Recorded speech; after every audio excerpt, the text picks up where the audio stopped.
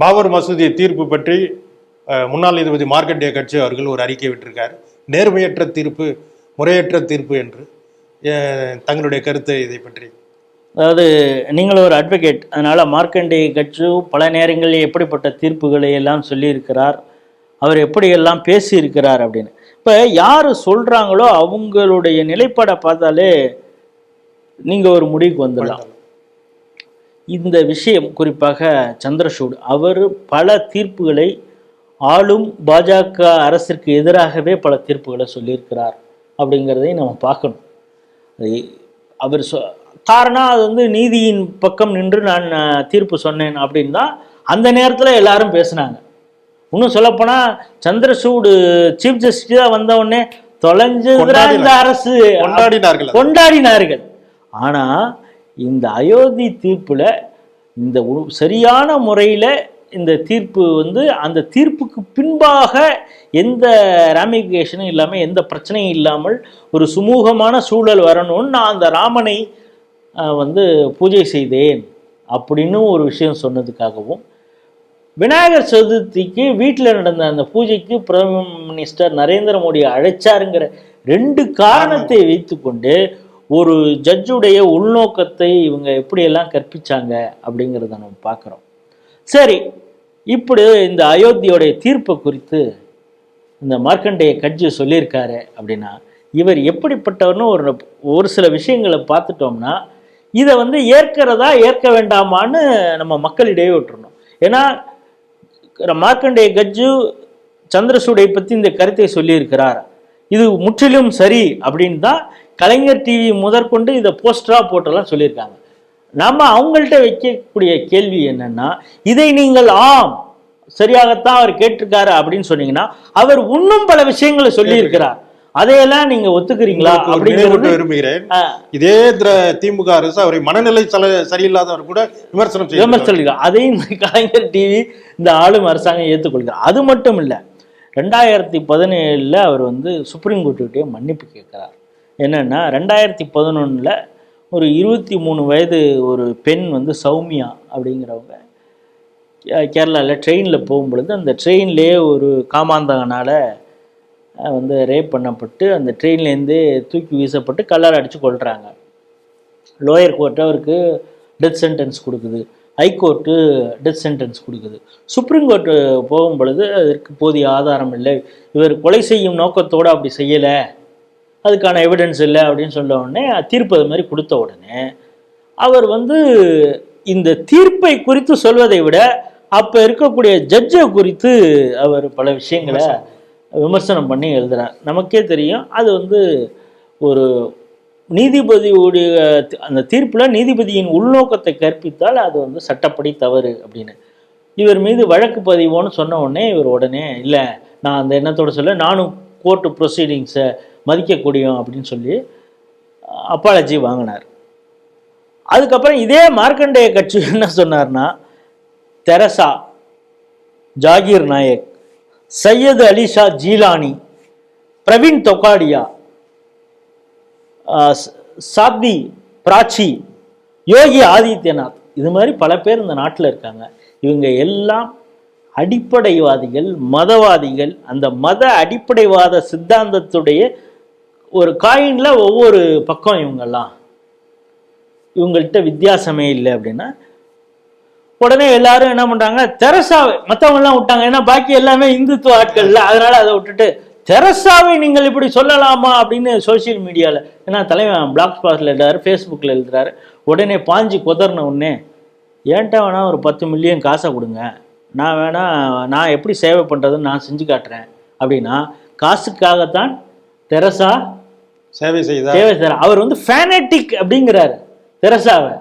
அதை கலைஞர் டிவியும் இப்பொழுது இந்த அயோத்தி தீர்ப்புக்கு சந்திரசூடுக்கு மார்க்கண்டேய கட்சி சொன்னதையும் இப்பொழுது அவர்களை ஏற்றுக்கொள்கிறார்கள் அப்படின்னு பார்க்கணும். அதுக்கப்புறம் 2015 ஃபேஸ்புக்கில் ஒரு போஸ்ட் பண்ணுறார். என்னன்னா, காந்தி வந்து ஒரு பிரிட்டிஷ் ஏஜென்ட், ரவீந்திரநாத் தாகூர் பிரிட்டிஷோட கால நக்கினவர், சுபாஷ் சந்திர போஸ் ஜப்பான் இதுக்கு ஒரு பாசிசவாதி, ஒரு இம்பீரியலிஸ்ட், இவர்களெல்லாம் இந்த நாட்டோடைய தலைவர்களாம். அப்படின்னு ஒரு கருத்தை சொல்றாரு. காந்தியை குறித்து எப்படி சொல்லலாம்னு அவர்கிட்ட சொல்றாங்க. அவர் இன்னும் அது சம்பந்தமா இன்னும் அதே பதிவில் திரும்ப என்ன சொல்றாரு, பசுவை தெய்வம்னு சொல்றது எவ்வளவு ஒரு முட்டாள்தனமானது தெரியுமா அப்படின்னு. அதோட அவர் சொல்லியிருந்தா பரவாயில்ல. அடுத்தது அவர் சொல்றாரு, புர்கா ஹிஜாப்பு இதெல்லாம் போட்டுக்கிட்டு இப்பொழுதும் இஸ்லாமிய பெண்கள் நடமாடிக்கொண்டு இருக்கிறாருங்க, நடந்துகிட்டு இருக்காங்க. இவங்களெல்லாம் பார்த்தா இவங்களை போல ஒரு முட்டாள் யாரு? இந்த முட்டாள்தனத்தை ஆதரிக்கக்கூடிய இவ்வளவு இஸ்லாமிய மனிதர்களும் இருக்கார்கள், மக்களும் இருக்கிறாங்க அப்படின்னு சொல்றாரு. இப்ப இந்த கலைஞர் டிவி இந்த கருத்தையும் ஏற்றுக்கொள்கிறதா அப்படிங்கிறது கேள்வி. அதுக்கப்புறம் இன்னொன்று சொல்றாரு, சோனியா, மோடி, கேஜ்ரிவால், மம்தா, ஓவேசி இவங்கெல்லாம் ஜெயிலில் இருக்க வேண்டிய ஆளு, இவங்கெல்லாம் இன்னும் நடமாடிட்டு இருக்காங்க அரசியல்வாதி அப்படின்னாலே இந்த நாட்டில் 90% பேர் முட்டா பேடுவலாக இருக்கிறானுவா அப்படின்னு சொல்லியிருக்காரு. இப்போ நீங்கள் சொன்ன அந்த திராவிட மாடலையும் சேர்த்து கலைஞரை குறித்தும் அவர் ஜெயலலிதாவுக்கு ஆதரவாக பேசி கருணாநிதி அவர் எப்படி பேசினாருங்கிற இது சரியாக நீங்கள் ஞாபகப்படுத்தினீங்க, அந்த விஷயத்தையும் சொல்லியிருக்காரு. அதையும் நம்ம சேர்த்து பார்க்கணும். அதை விட இன்னொரு விஷயம் சொன்னார், அதாவது இவர் மனசுல எப்படிப்பட்ட விஷயங்கள்லாம் இருக்கு, இவர் எப்படிப்பட்ட மனநிலையில் இருந்து கொண்டு இப்பொழுது சந்திரசூடை அவர் விமர்சிக்கிறாங்கிறதுக்கு சொல்றேன். டெல்லியில பாஜக சிஎம் வேட்பாளராக கிரண் பேடியை அறிவிக்கிறாங்க.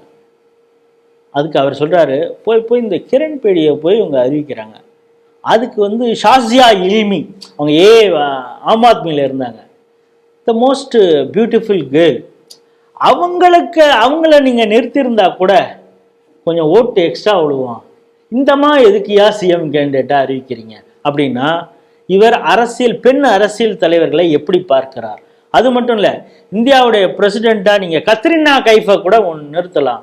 ஏன்னா அரசியல்வாதிகள் அவங்க என்ன சொல்லி வாக்குறுதி கொடுத்து எலெக்ஷன் நின்று ஜெயிக்கிறாங்களோ அதை அவங்க நிறைவேற்றுறது இல்லை. அதற்கு போடுற ஒரு ஓட்டு அழகான பொம்பளைக்கு போட்டுட்டு போய அழகானவங்களுக்கு பதவி கொடுங்களேன், கத்ரினா கைஃபை பிரசிடெண்ட் ஆக்குங்க அப்படின்னு ஒரு போஸ்ட் பண்றாரு. அதுக்கப்புறம் இந்தியன் எக்ஸ்பிரஸ்ல ஒரு கட்டுரை எழுதுறாரு, இந்துக்கள்ல ஒரு 80%, முஸ்லீம்ல ஒரு 80%, எல்லாரும் அடிப்படைவாதிகள், மதவாதிகள், இந்த நாடே பிற்போக்கான ஒரு நாடு அப்படிங்கிற ஒரு கருத்தை சொல்றாரு. 2013 குஜராத் கலவரம் குறித்து அவர் பேசும் பொழுது, குஜராத் கலவரத்துல, கோத்ரா கலவரத்துல நரேந்திர மோடியுடைய கை இருக்காது, அவருடைய செயல்பாடு இல்லாமல் இருந்திருக்காதுன்னு நான் நம்ப தயாரா இல்லை அப்படின்னு சொன்னோடனே அருண்ஜேட்லி அவர்கள் இவருக்கு ஃபிட்டிங் ரிப்ளை கொடுத்தாரு. பல இடங்களில் பேசினார், எழுதினார். பிறகு அதுலேருந்து நைசா, ஏன்னா பல மணி நேரங்கள் விசாரணை நடந்து எஸ்ஐடி ப்ரோப் நடந்து தீர்ப்புலேருந்து அந்த நிரபராதின்னு வெளியில வந்தவர் நரேந்திர மோடி. அவர் இப்பொழுதும் கூட சபர்மதி எக்ஸ்பிரஸ்ன்னு இப்பொழுது படமாகவே இது விட்டது. நம்ம இப்போ பேசுகிற நேரத்தில் அது படமாகவே விட்டது. ஸோ அப்படிப்பட்ட ஒரு கருத்தை சொன்னார். அதுக்கப்புறம் 2009 ரொம்ப முக்கியம், ஏன்னா இந்த திராவிட ஸ்டாக்குகள், ஏன்னா இன்னைக்கு சந்திரசூட இவர் திட்டினாருங்கிறதுக்காக இவங்க ஒரு தலைப்பு செய்தியாக போடுறவங்க இதையும் சொல்லல. 2009 மத்திய பிரதேசில் ஒரு கேஸ் வருது. தலைவன் தான் அப்போ ஜட்ஜு. அப்போ ஒருத்தவன் போகிறான், அவன் அந்த ஹைஸ்கூலில் தான் படிக்கிறான், தாடி வச்சுட்டு வரான். இந்த முஸ்லீம்கள் எப்படி தாடி வச்சுக்காங்களோ அது மாதிரி வச்சுட்டா ஸ்கூல் அவனை சூ பண்ணுது, இது மாதிரிலாம் மத சின்னத்தோட நீ ஸ்கூலுக்கு வரக்கூடாதுன்னு. அவனே இது என்னுடைய உரிமை அப்படின்னு சொல்லி கோர்ட்டுக்கு அவங்க பேரண்ட்ஸ் வராங்க. அதுக்கு ஜட்ஜாக தான் இவர் இருக்கார். அப்போ இவர் என்ன கருத்து சொல்றாருன்னா, செக்குலரிசம்ங்கிறத உங்கள் இஷ்டத்துக்கு பிடிச்சி இழுக்க முடியாது, வளைக்க முடியாது. இந்த நாட்டுக்கு ஒரு இருக்குது, கான்ஸ்டியூஷன் இருக்குது, அது செக்குலர்னு இருந்தால் கூட இஸ்லாமிய அடிப்படைவாதத்தை இங்கே புகுத்தலான்னு நினைக்காதீங்க. இது ஸ்கூலா இல்லை தாலிபான் நாடா? தாலிபானைஸ் பார்க்குறீங்களா எஜுகேஷன் இன்ஸ்டியூட்டை? இன்னைக்கு நீ தாடி வச்சுட்டு வந்தீங்கன்னா நாளைக்கு முஸ்லீம் பொண்ணுங்க, படிக்கிற பொண்ணுங்க புர்காவும் நான் ஹிஜாபும் போட்டுட்டு வருவேன்னு சொல்லும். இதை நம்ம அலோ பண்ண போகிறோமா அப்படின்னு அவருடைய ஜட்ஜ்மெண்ட்டில் இதை குறிப்பிட்டு ஒரு கருத்தாக சொல்கிறார். இதை அந்த கலைஞர் டிவி இப்பொழுது ஏற்றுக்கொள்கிறதா? சந்திரசூடை இப்பொழுது விமர்சிக்கக்கூடிய மார்க்கண்டேயன் கட்சியின் கருத்தை இப்பொழுது இவர்கள் இதையும் ஏற்றுக்கொள்வார்களா அப்படிங்கிறது தான் நம்ம கேள்வி. கடைசியாக இன்னொரு விஷயம் அவர் சொல்றார், என்னன்னா 2014 இது கான்ஸ்டியூஷனுக்கு எதிரானது. என்னன்னா ஓட்டே போடாதீங்க, நம்ம ஓட்டு போட்டு நம்ம போடுற ஓட்டெல்லாம் வேஸ்ட் ஆகிடுது, இந்த அரசியல் தலைவர்கள் எதையுமே செய்ய மாட்டேங்கிறாங்க, நான் ஓட்டே போட்டதில்லை, நான் எப்பவும் போட மாட்டேன், என்னுடைய ஓட்டு வந்து நத்திங், அதனால் நீங்களும் ஓட்டு போடாதீங்க அப்படின்னு சொல்கிறார். அதை விட சர்ச்சையான கருத்து கடைசியில் ஒன்று சொல்கிறார், என்னென்னா பொம்பளைங்கள்டேருந்து விலகியே இருங்க. அதாவது அரசியல் முதற்கொண்டு எல்லாத்துலேயும் 33% பெண்களுக்கு உரிமை வழங்க வேண்டும். இப்போ கனிமொழியெல்லாம் அப்படி தானே போராடிட்டு இருக்காங்க. இன்னைக்கு ஸ்டாலின் அவருடைய இதில் ட்விட்டர் பக்கத்தில் பாருங்க, ஒரு வீடியோ போட்டிருக்காரு, காஸ்ட் சென்சஸ் எடுக்க மாட்டேங்கிறாங்க. இந்த பாஜக அரசு வந்து ஓபிசி, எஸ்சி, இஸ்லாமிய மக்களுக்கு மட்டும் எதிரானதல்ல, பெண்களுக்கு எதிரானது. காரணம், அவர்களுக்கு வழங்க வேண்டிய 33% இடஒதுக்கீடு, அந்த பங்கீடை வந்து கிடப்பிலே போட்டு இருக்கிறது அப்படின்னு ஒரு வீடியோ பேசியிருக்காரு. இவர் என்ன சொல்றாருன்னா, பெண்கள்டேருந்து விலகிடுங்க.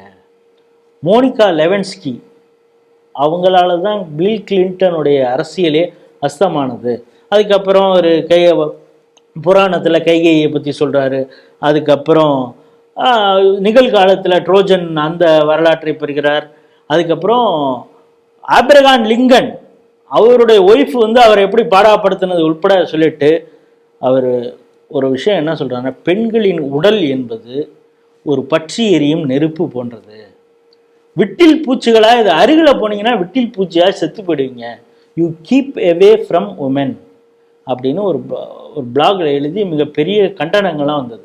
இப்போ நான் சொன்ன இந்த கருத்தை எல்லாம் நீங்கள் ஏற்றுக்கொண்டீர்கள் என்றால், அதாவது நல்ல மனநிலையில் தான் மார்க்கன் கட்ஜு இந்த கருத்தெல்லாம் சொல்லியிருக்காருன்னு நீங்கள் ஏற்றுக்கிட்டீங்கன்னா, அவர் சந்திரசூட குறித்து அவர் சொன்னதையும் அந்த கருத்தையும் ஏற்றுக்கலாம். இதே மார்க்கண்டேய கட்ஜு இன்னொரு தீர்ப்பும் சொல்லியிருந்தார், என்னென்னா ஹஜ் மானியம் கொடுக்கறது அது வந்து குறைந்த அளவு தான் நம்ம கொடுக்குறோம். டாக்ஸ் பேயர், இந்துக்களுடைய டாக்ஸ் பேயர் மணி. அரசியலமைப்பில் சொல்லுது மதத்திற்கு அரசு பணத்தை செலவழிக்க கூடாதுன்னு. ஹஜ் மானியத்தை டாக்ஸ் பேயர் மணியை கொடுக்கறத எதிர்த்து கேஸ் போட்டால் அது குறைந்த அளவு தானே போகுது, அது வந்து கடமை, நம்ம அவங்களுக்கு செய்யணும் அப்படின்னு தீர்ப்பு கொடுத்தவர். இப்படி மத ரீதியாக பேசி தீர்ப்பு கொடுத்தவர் இப்பொழுது சந்திரசூட் அவர்களை கேள்வி கேட்டிருப்பது எந்த வகையில் நியாயம் அப்படிங்கிறத பார்க்கக்கூடிய நேயர்களிடமே விட்டுவிடுது.